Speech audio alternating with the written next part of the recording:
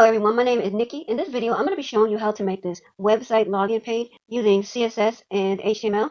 Alright, first thing you want to do is create a folder where you're going to do this design. This is my folder right here. I just created a folder called website login. Create an HTML file, index.html. It's a blank file. No need to add a favicon. I just prefer to put a favicon on my website, but you don't need that favicon. The next thing you want to do is create a new folder, and you want to name it assets.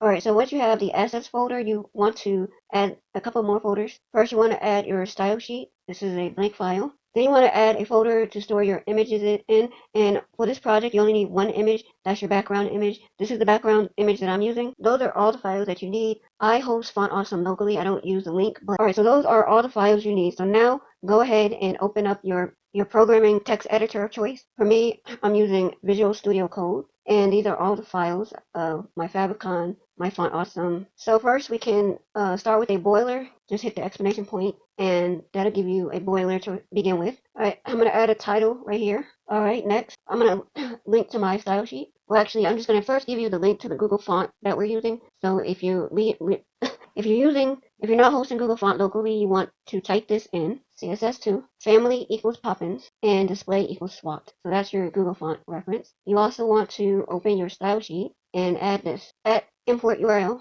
fonts / and then you can copy the URL from here and paste it here. Alright, so now that we link to the Google font, then we can link to our style sheet. Alright, the link to our style sheet is our assets folder. So let's add Font Awesome. I use Font Awesome in this, as I stated earlier. So first I'm going to give you the link to the Font Awesome, or you could go online and find it yourself. CDN website is the company that hosts the Font Awesome library. So make a link for the Font Awesome. This is the website subdomain. Then you want to type that right there, then that, and alright, next we're using the solid, so you can copy this whole link and paste it, and just change this where it says Font Awesome MIN, change that to solid, and that's all you need for this. Now for me, I'm hosting Font Awesome locally, so I put links to my local Font Awesome. Alright, just gonna add a comment right here, say these are my style sheets. Alright, now I made reference to all my style sheet. One more thing in my header is I want to, I have a favicon, so I'm gonna put a link to my favicon.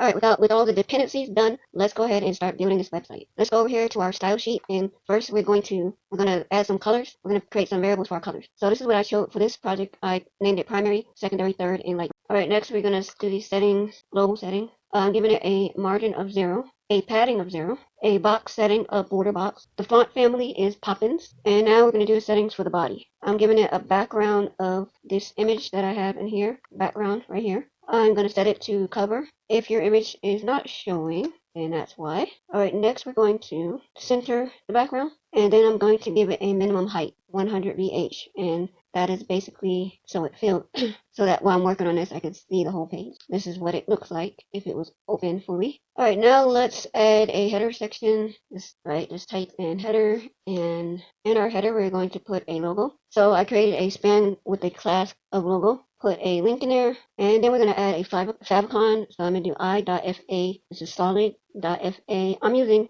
microchip. You could do whatever you want. So like say you let's just do microchip first, and then I'm going to show you. Alright, let me zoom in so you can see this. Alright, so this is what the microchip looks like. And say you want to try something else you don't feel like looking up. Let's say I want to see, do you have a heart? It's heart there.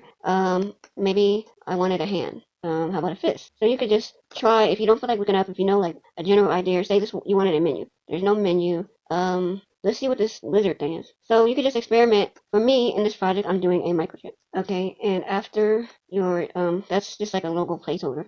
So you could do that, like if you're creating a template, that's your logo placeholder. So then you type the name. Alright, so now we have to style this. Alright, so I'm working on the header, so let me type that. Alright, we're going to give this header a position of fixed. Then we're going to set the top to 0 and the left to 0. Then we're going to give it a width of 100%. And then we're going to set the padding to 15 pixel and 5%. And then give it a Z index of 99. Display flex and align center. And then we're going to justify the content space in between. And then we're going to align the text to the right. Then we're going to set the background to black here. And lastly, let's give it a box shadow. Alright, so next we're working on the logo setting. So let's type logo. Give it a minimum width of 200 pixels and align the text to the center. To the left.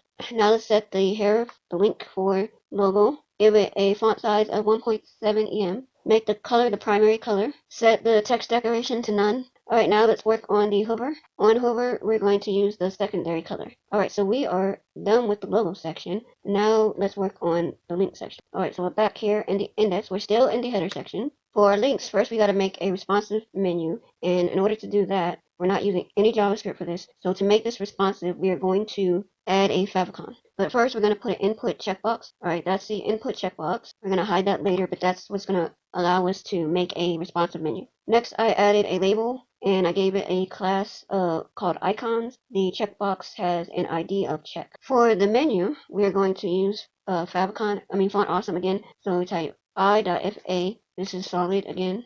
Dot bars for the menu. Far bars. And you can't see them, but they're there. Then let's give this an ID. Menu icons. Alright, now just copy this because we're going to make another one, and instead of far bars, we're going to use far X, and instead of menu icon, we're going to call this close icon. Alright, so that's it for the responsive menu. Now we're going to create the main menu, which is the links, which are the links. Alright, so let's do nav, and then let's add some links in here. I got a home link, an about link, a shop link, and then this register link has a special class, this one right here. So I got home, about, shop, and register. Alright, now let's do the styling for this. Alright, so let's say nav. Alright, so let's do nav A. Alright, I set the color to the primary color. Text decoration is none. Give it a left margin of 40 pixels, a font size of 1.1 em, and a position of relative. Now we're going to set the hover effect of the nav menu. Let's just change the color. Alright, next we're going to show a line under, not underline, but it's going to look like an underline under. So let's just, we're going to put After Effects here. So just type this right here. Content blank, nothing in there. A height of 2 pixel and a width of 100%. I'm going to give it a border radius of 5 pixel. Set a left position of 0. And the background is going to be the primary color, which is white. No, primary color is yellow, so it's going to be looking like a yellow line under there. Set the bottom to negative 2 pixel. Position absolute. Transform x 0. And transition is 0.7 eaves. Now we're going to set the A hover After Effects. So let's set the background color to the secondary color and set the scale X to 1. Alright, so now when you hover, you see the effect when you hover over. Alright, so now I'm going to work on the register button. Well, it's a link, but we're going to make it look like a button. So the class is called register underscore btn. Set the background to the secondary color, the color to the third color, and the border radius to 20 pixels. You can play with this and design it how you like. If you set it to 50 or 20, I always play around with the border radius, so it's exactly how I like it. So for me, I like the way it looks at 20 pixels, but we're not done yet. We gotta give it some padding first. And you see that? We're gonna have to get rid of that. Set the text decoration to none. Don't worry about how it looks. We're gonna fix that too. If it's full screen, let's go full screen so you can see it, or let's just zoom out. Alright, so I'm gonna zoom out there. So that's how it's supposed to look. Alright, so now let's set what happens when you hover over the button. Right now it's not looking right, so we're gonna set this. Let's give it a primary background when you hover. So it's now that goldish color when you hover over it. Text decoration of none. Transform scale 1.8. And I set transition to 0.3 s. Alright, now let's keep going with this. Alright, let's get rid of this background. So to do that, let us copy this register button. Copy that. Alright, so we got register button hover after, set the background to none. And that gets rid of the line. So you see the background on these ones, but you won't see it on that one. Alright, so now we can go ahead and make this responsive, because right now, if I zoom out, you'll see it's looking very whack. So let's make it responsive. Now we have this check box with the ID of icon. So style that to display none. Check ID display none makes that little checkbox disappear. You see this class that we have icons? We're going to do the styling for that. Alright, so first we're going to set the right to 5%. Then we're going to do position absolute. Then we're going to change the font size. We're also going to change the color. The color is now secondary. What you can see, let me go full screen. No, you still can't see it, but there's two icons back there that you can kind of see. You can see them now at 100% kind of back there. There's two icons. Set the cursor to pointer and then display none to hide them. Alright, so now we have the icons hidden. Alright, so now let's add the code to make this menu responsive. So let's set the settings for at maximum width of 768 pixels. We're going to change the icon settings to display inline flex. So now you can see them, but we gotta make this menu disappear. And we say if this is checked, check is the ID. Remember, check is ID, so check is checked. Icons, and then the menu, you want to set it to display none. But right now we can't even see the check, so we've got to make sure we can see that. But first, let's hide this close icon right here. Let's hide the close icon. Icons, close ID, display none. So now you can't see it back over there. Then we say if the check is checked, then you display it. So now we're saying if the check is checked, then we display that close icon. So check checked icons, close icon is display blocked. We're also going to change the height of our menu. If that checkbox is checked, we also want to change the height. So we do check checked nav, the height changes. Then I just add a little bit of styling to this. Of course, the styling is completely optional. I change the opacity to 1. Now, the reason that you cannot test this out yet is because we have all these nav links covering up our access to the checkbox. So now let's edit the nav link so that we can actually get to the checkbox. So let's say nav. Let's give it a top position of 100% and make it absolute. Then let's make it left 0. Alright, so now we can actually see this, and you see that working, but we still got work to do. Alright, I gave the nav a width of 100% and a height of 0% or 0. So no height with the nav. Alright, so it should be hiding at this point, but what you're seeing is the overflow. So in order to completely hide the nav menu, you gotta add overflow hidden. And now you can't see the nav menu. Even though it's there, you can't see it. So you click this button, and now you can see it. But we still have styling to do, because it's still not quite what we want. I'm going to give it a backdrop filter of blur. I also want to give it a box shadow, and I set the transition. And what that does, the backdrop is blurred. You could change this up. Let's see what it looks like at 20 pixel. I like that. I'm gonna leave it at 20 pixel. I like that. We have a box shadow and a transition. All right, you can see we're still not quite done yet. Now let's do the settings of nav A. First, we're gonna set it to display block. All right, and what that does is now you can see it's lined up like that. Instead of going across, it's lined up. Instead of left to right, it's top to bottom. And I increased the font a little bit. Gave it a top margin of 1.5 rem, a right and left margin of 0. Now I center it, and it's looking better, as you can see. Now that it's centered, I set the opacity to 0. Gave it a transform Y to negative 50 pixels. And one more thing, transition to 0.3. I have a couple things I want to, a little bit more styling, and then we're done with this part. Alright, I'm going to give it a little bit of space on the left and the right.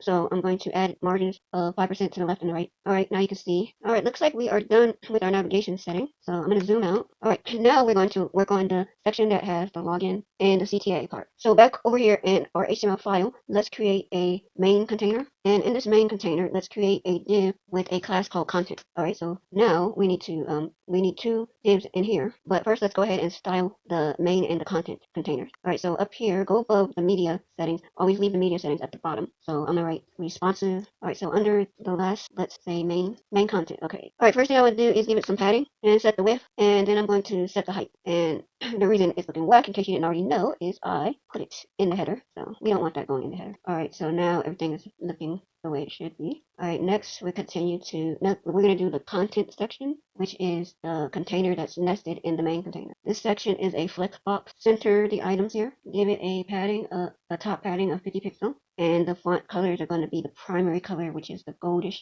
yellowish color. Alright, so those are all the settings we need for the containers. So now we're going to make the containers that are within the container. So our first container is going to be the CTA. Alright, so in our CTA, we have this headline and text and then a button. So that's what we're creating right now. Let's see. So go ahead and give it a headline. Let's add some dummy text, about 20 words. Then I have a paragraph with a button in it. And in the button, we're going to type, get yours. Alright, that's the call to action. And now we need to style the call to action. So let's make a comment. Alright, let's go ahead and give this a black background.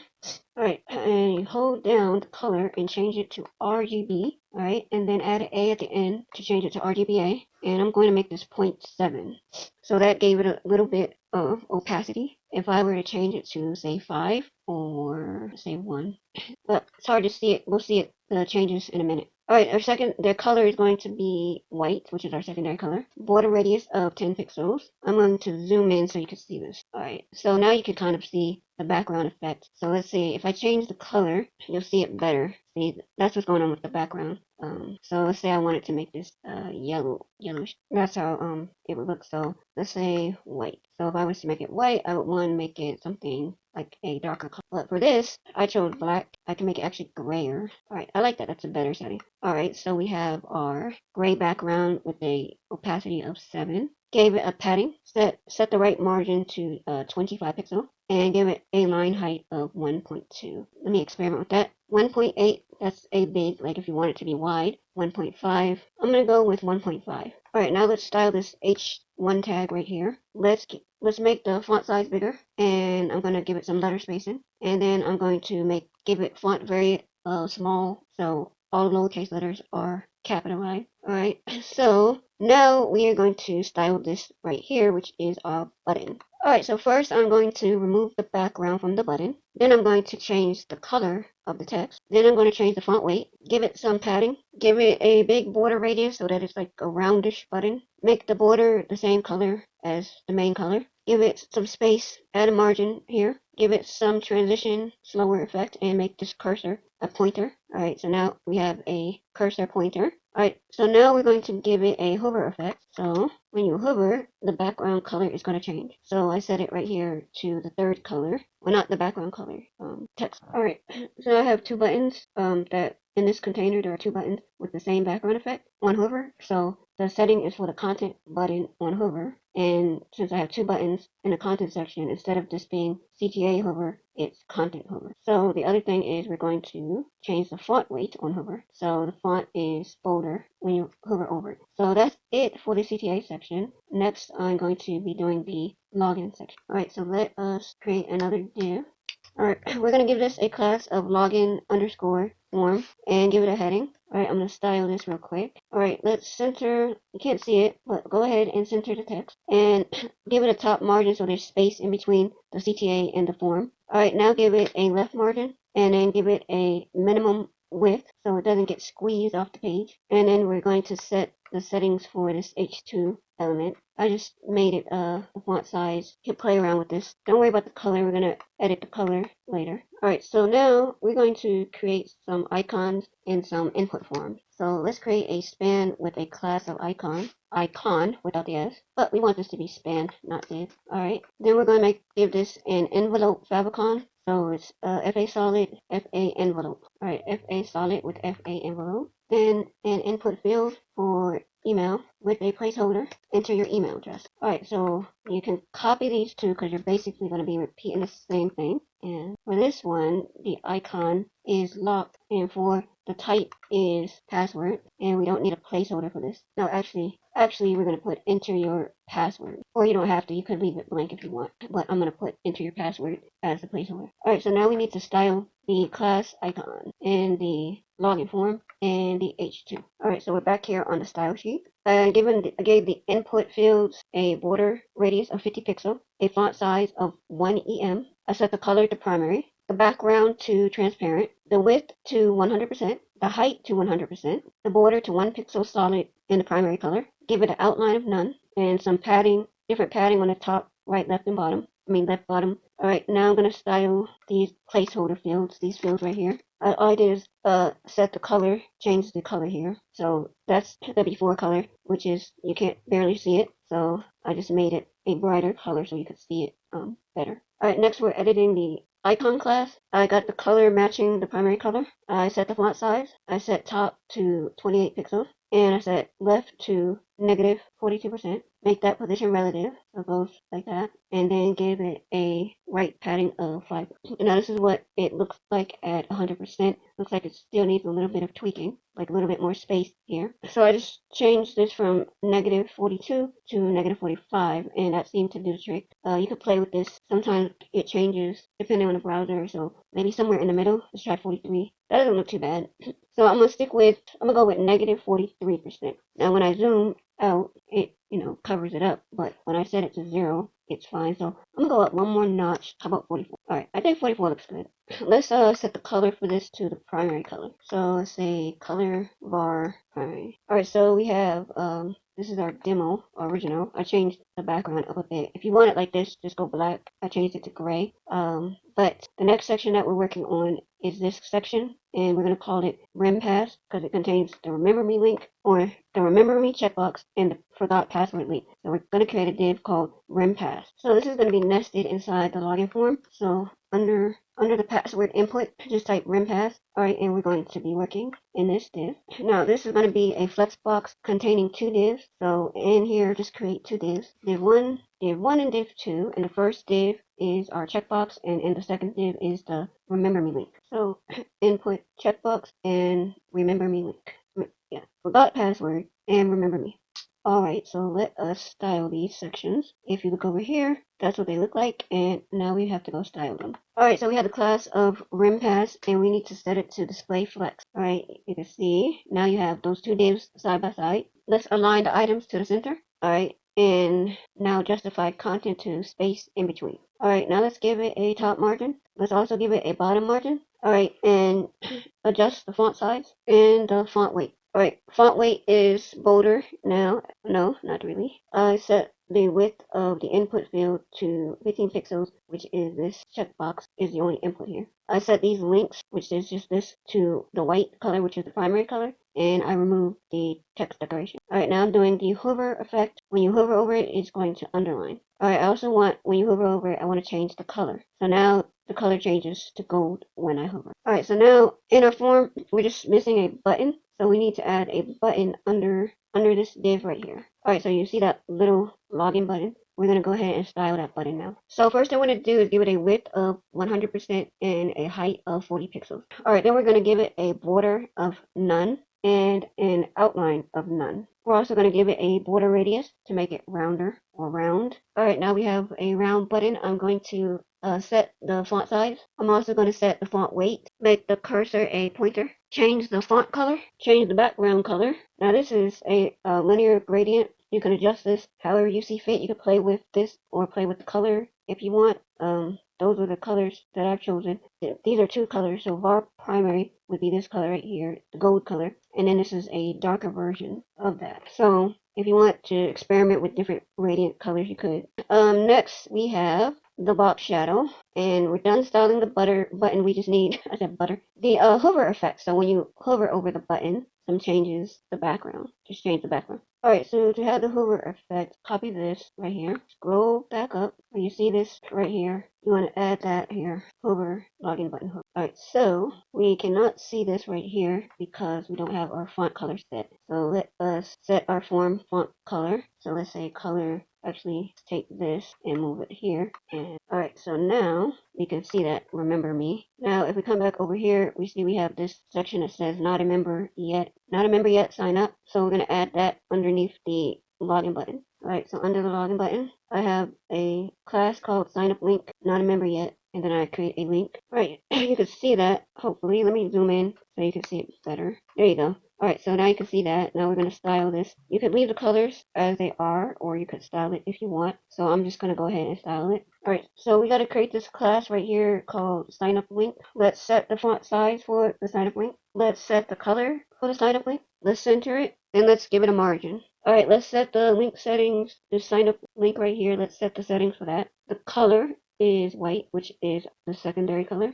Remove the text decoration and give it a font weight of 600. Next, we're going to set the hover effect, what happens when you hover over the link. Alright, first setting is I'm going to underline it, and then next I'm going to change the color. So the color is primary when you hover over it. Pretty much the same as that. Alright, I have one more section here. It's going to be the footer section, and so we can collapse that section. You can collapse the CTA section. Make sure your file is properly nested. If it's properly nested, it will not look responsive. So this right here is the end of the content section, and this right here is the end of the login form. And then nested in the login form div, you have the header, you have these different things. So in your content section, you should have a CTA div and a login form div. Collapse that. Then you can collapse your header section too to make sure everything is nested correctly. So you have your header, a span, a label, and nav. Alright, so our final section container is the footer. So you can type footer, and not much going in here. I just put a horizontal rule and copyright information, see there. Now, ordinarily, I would use PHP to make a dynamic date, but since this is a HTML document, if you want to make your year dynamic, you're going to have to use JavaScript. So PHP is much simpler when it comes to outputting the date, but since this is HTML, we had no choice but to use JavaScript if we're going to output the year dynamically. So I'm going to put the year right here. So if you were not doing dynamic, you could just put the year 2024, but you should always make your year dynamic. So if it's an HTML file, use JavaScript. If it's not HTML, use PHP. Alright, so to just type script for JavaScript, let to store the variable year.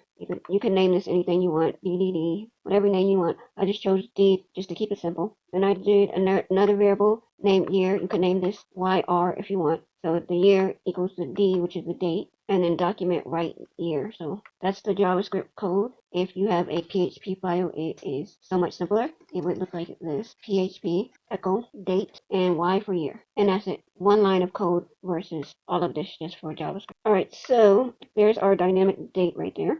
Dynamic year. And now we're going to style the footer.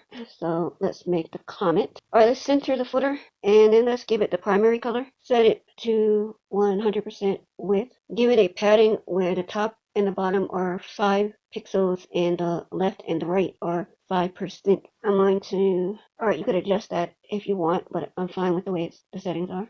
I set the background to none, even though it's default none, but say you wanted to come in and change this to say you wanted it to be black, then you could come in here and change it to black like that. And that's why I put it in there, because this could be used as a template that can take minor adjustments to give it a new look. Font size 12 pixels, bottom 0 and left 0, and the positions is position relative. Alright, we're going to style the horizontal rule. First, we're going to give it a bottom margin. So now there's space between the text and the horizontal rule. Then we're going to set the height to 0. Then we're going to set the border left and the border right to 0. Alright, then we're going to give it a top border with an opacity. So top border black, hold down color, change this to RGB, and opacity of 0.1. We're going to do 1, so solid. And then I set the bottom border, and the color, this color is the same as the primary color, but with an opacity of 0.3. Now this picture, this window right here is zoomed out, but if we make it 100%, we'll see that it's not responsive. So we're going to do at media 755 pixels, and we're going to change the direction of this flex box right here. Now flex box like that. It looks like we're almost done, but I do have a couple more minor adjustments. I'm going to set the margin to 0 for all the items in this div. So that's the content, which is the main div, the call to action div, and the login form margin is set to 0. And then we want to add some padding above this form, and I'll be making PHP video tutorials, so if you want to know how to take this HTML design and use it to connect to a database for a member site and log in and log out, I will be creating a tutorial on that. So if you appreciate the content, please subscribe to support me, and I'll be certain to provide the source code for all of my projects once I have a lot of subscribers. Thanks again, and see you next time.